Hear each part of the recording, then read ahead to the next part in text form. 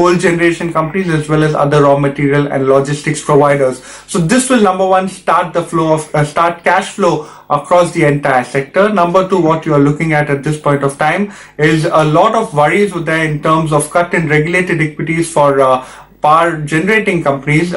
It appears as though these fears have been allayed for now. So what brokerages are saying is that it's a positive move as far as NTPC, Power Grid and other generating companies are concerned, a marginal negative move as far as REC and PFC are concerned. Vivek, thanks much for highlighting what the Finance Minister announced yesterday, and who better than Praveer Sinha from Tata Power to take the conversation forward and really discuss the health of the power sector going forward. Praveer, hi, good morning. Good to have you on the show. Hope you're staying home, staying safe, all well?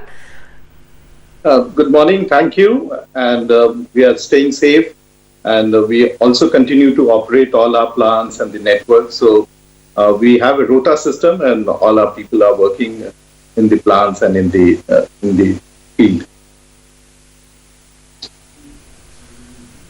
Oh yes, essential services, as you are.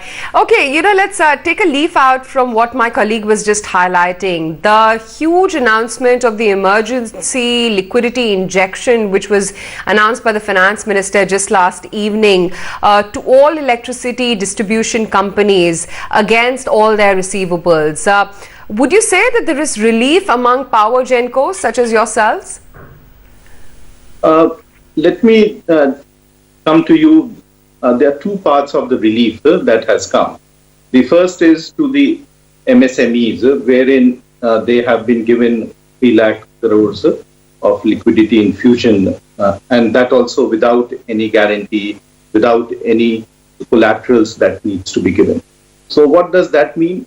It means that all the SMEs which are there should be in a position to pay for the electricity which they have not been able to do for last 2 months. So that, in a sense, supports the DISCOMS in their collection.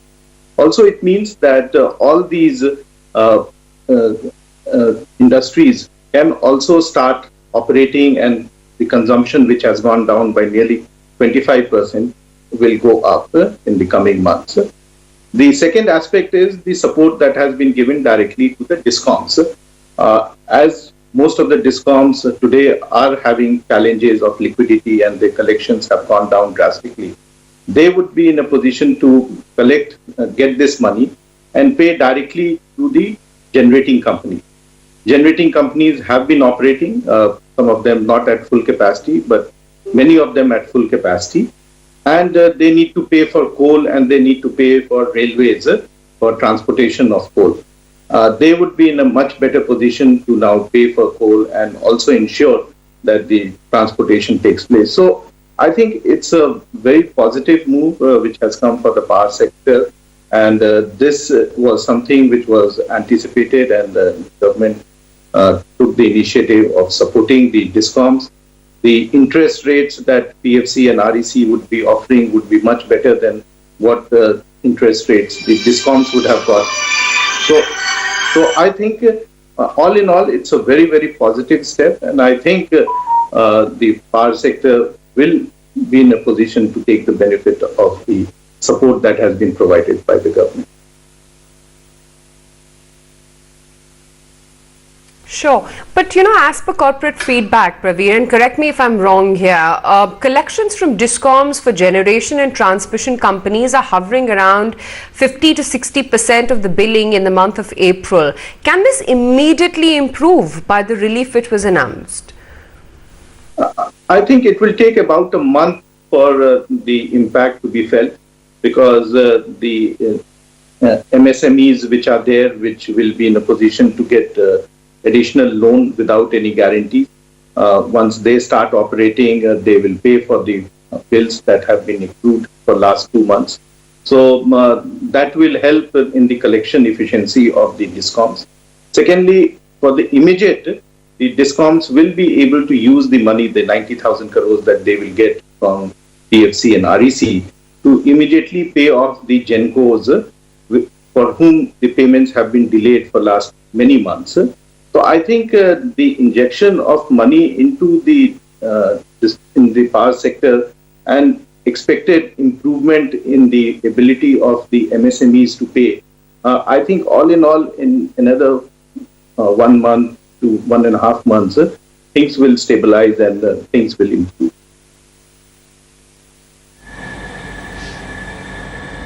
Okay. Mr. Sinha, how big a step is it that you think the finance minister has, of course, addressed some of these big concerns? You've also been very vocal on the need to improve the functioning, the privatization of DISCOMS. So in terms of a step in the right direction, on the reform path, how would you assess some of what was announced yesterday? I think there are few strings attached with the money that is being given, that a certain amount of distribution reforms will happen in terms of smart metering that needs to be done. Losses have to be reduced. So I think there is generally a trend whereby the reforms in the distribution sector will happen.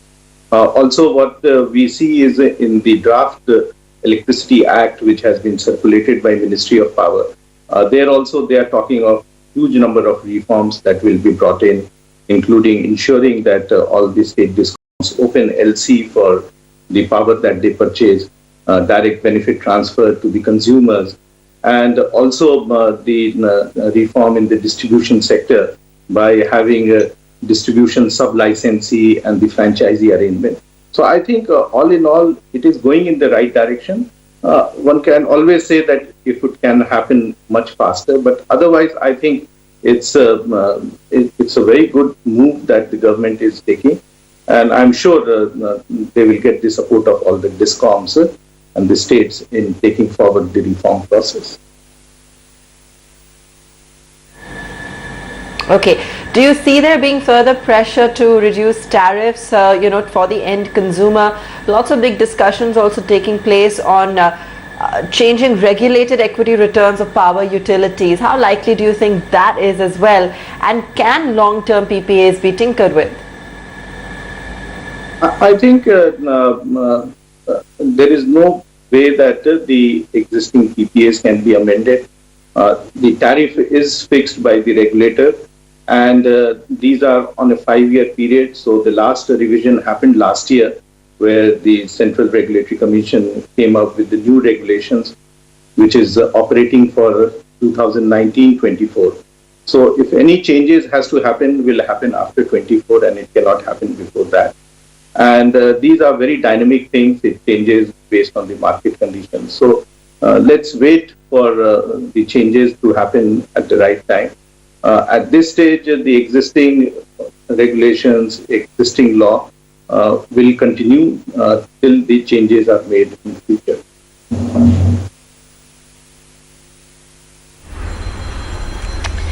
Right, and also, Mr. Sinha, you were planning to transfer a stake in renewable assets to an InvIT, an infrastructure investment trust. Can you tell us what has been the progress on that front?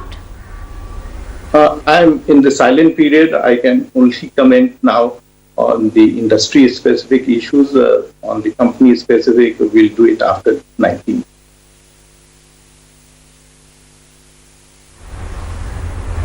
Okay, fair enough. Given that we have already seen some relief from the government on power gen companies like yourself, can you tell me that at a time like this, given the tremendous stress that the sector is undergoing, what else is it that you would like to see from the government in order to provide more relief?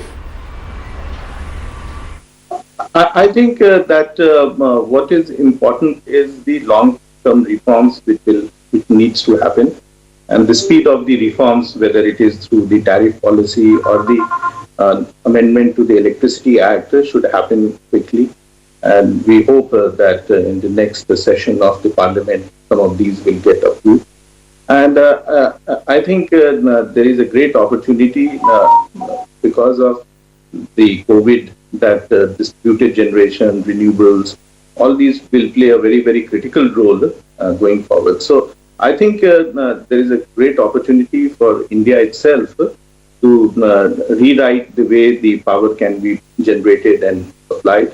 And the participation of the state DISCOMs, participation of the other stakeholders will also be very critical.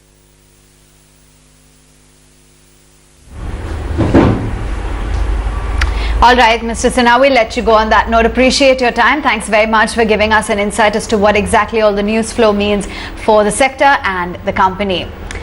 Well, let's slip into a short break. 92.32 on the index. You've got the broader market broken into the green. IT, banks, real estate and energy continue to remain under pressure.